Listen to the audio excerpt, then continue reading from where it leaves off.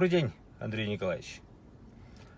Меня зовут Илим, я кыргыз, из Кыргызстана, из той страны, про которую вы так уничижительно отозвались в вашей передаче недавно. Это, наверное, одно из тысячи обращений на ваше имя, поступающих из нашей страны.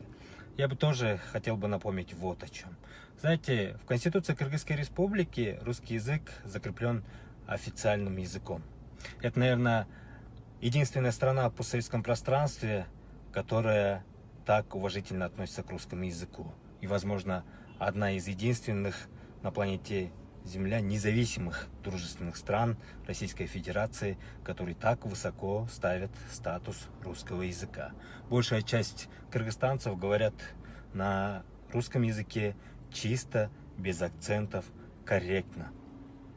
Мы любим Достоевского, читаем Пушкина. Мы любим русский народ, и с Российской Федерацией у нас очень дружественные взаимоотношения, вековые, хорошие отношения. Об этом все наши официальные лица всегда говорят на всех встречах. Также Владимир Владимирович Путин особо это подчеркивает, когда встречается с нашим президентом.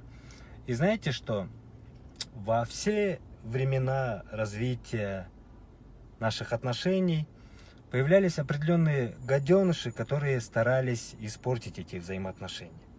И нам очень жаль, что очередным гаденышем таким оказались вы, Андрей Николаевич. Но все же мы народ очень благодушный, дружественный. И надеемся на то, что эти слова вами были высказаны в порыве эмоций. И вы глубоко в душе сожалеете об этом. И мы, надеемся, это сожаление скоро услышим. С надеждой и большим приветом из Кыргызстана.